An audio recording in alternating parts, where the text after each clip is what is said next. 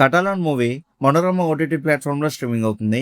మలయాళం, కన్నడ, తమిళ్లో మాత్రమే అవైలబుల్గా ఉంది. తెలుగు డబ్బింగ్ అయితే ఇంకా రాలేదు. మరి హెవీ స్టైలిష్ యాక్షన్ డ్రామా కింద వచ్చిన మూవీ ఎలా ఉందని డీటెయిల్ ఈ వీడియోలో మాట్లాడుకుందాం. లాస్ట్ వరకు స్కిప్ చేయకుండా చూడండి. ఇంకా ఈ మూవీలో స్టోరీ లైన్ గురించి సింపుల్గా చెప్పాలంటే 1995 కేరళ ఫారెస్ట్ బ్యాక్డ్రాప్లో ఏనుగు దంతాలు స్మగ్లింగ్ చేసే రైవల్ గేమ్స్ మధ్య జరిగే పవర్ఫుల్ వార్లో సెయింట్ ఆంటోనీ ఇన్వాల్వ్ అవుతాడు. రివెంజ్, వైలెన్స్, సర్వైవల్స్ మధ్య తన డేంజరస్ జర్నీ ఎలా సాగుతుంది అనేది మూవీలో మెయిన్ స్టోరీ. ఇంకా ఫస్ట్ హాఫ్లో ముందు మనకి 1995 కేరళ ఫారెస్ట్ బ్యాక్డ్రాప్ని ఎస్టాబ్లిష్ చేస్తారు. ఏనుగు దంతాలు స్మగ్లింగ్ గ్యాంగ్స్, వాళ్ళకి మధ్య ఉన్న కన్వర్జేషన్స్ అండ్ రైవలరీస్ని స్లోగా ఇంట్రడ్యూస్ చేస్తారు. మూవీ కాన్సెప్ట్ ఇక్కడ కొంచెం డిఫరెంట్గా అనిపిస్తుంది. యూజువల్లీ క్రైమ్ మూవీస్లో డ్రగ్స్, గోల్డ్ లేదా వేరే ఇల్లీగల్ బిజినెస్ని ఎక్కువగా చూస్తాం. కానీ ఇక్కడ ఏనుగు దంతాల స్మగ్లింగ్ని మెయిన్ బ్యాక్డ్రాప్గా యూజ్ చేసుకున్నారు. ఈ సెటప్ వల్ల మూవీకి స్టార్టింగ్ నుంచి ఒక రా అండ్ సీరియస్ అట్మాస్ఫియర్ అనేది క్రియేట్ అవుతుంది. Hero Saint Antony character introduction కూడా ఇంట్రెస్టింగ్ గా ఉంటుంది. ఆంటోనీ వర్గీస్ పీపీ క్యారెక్టర్ కి రికార్డ్ అయ్యే అగ్రెషన్ ని తన body language and screen presence తో క్యారీ చేశారు. క్యారెక్టర్ ఎక్కువగా సైలెంట్ ఉన్న మూమెంట్స్ లో కూడా ప్రెజెన్స్ అనేది స్ట్రాంగ్ గా అనిపిస్తుంది.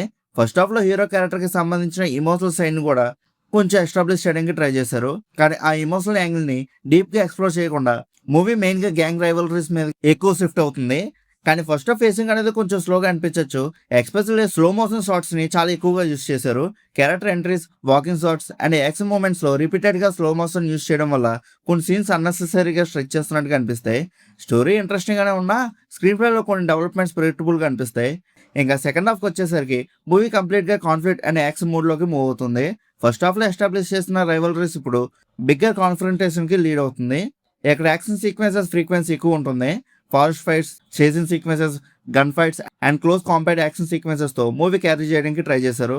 యాక్షన్ లవర్స్ కి కొన్ని సీక్వెన్సెస్ అనేవి డెఫినెట్లీ నచ్చుతాయి. ఎస్పెషల్లీ బోట్ సీక్వెన్స్ అనేది మూవీలో స్టాండ్అవుట్ మూమెంట్స్ లో ఒకటని చెప్పొచ్చు. Water backdrop, boat moments and action choreography కలిపి సీన్స్ ని విజువల్లీ ఇంట్రెస్టింగ్ గా ప్రెజెంట్ చేశారు. ఫారెస్ట్ లో జరిగే యాక్షన్ సీక్వెన్సెస్ కూడా కొంచెం రాగా ఉంటాయి. హీరో క్యారెక్టర్ కి సూట్ అయ్యే ఫిజికల్ యాక్షన్ సీక్వెన్సెస్ ని చాలా అగ్రెసివ్ గా షోకేస్ చేశారు. కానీ సెకండ్ హాఫ్ లో మెయిన్ ఇష్యూ ఏంటంటే రిపిటేషన్. ఒక కాన్ఫరంటేషన్ తర్వాత ఇంకో కాన్ఫరంటేషన్, మళ్ళీ అటాక్ అండ్ కౌంటర్ అటాక్ లాంటి ప్యాటర్న్ ని కొన్ని ప్లేసెస్ లో రిపీటెడ్ గా యూజ్ చేయడం వల్ల స్టోరీ అనేది చాలా ప్రెడిక్టబుల్ గా అనిపిస్తుంది.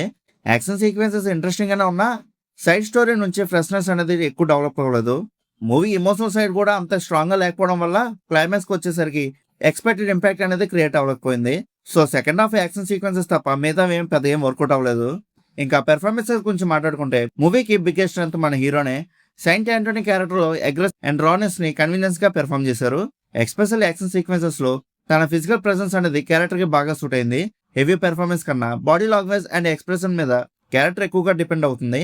ఆ ఆస్పెక్ట్ లో హీరో గుడ్ పెర్ఫార్మెన్స్ ఇచ్చారు. సపోర్టింగ్ క్యాస్ట్ వాళ్ళందరూ ఓవరాల్ గా డీసెంట్ గా పెర్ఫామ్ చేశారు.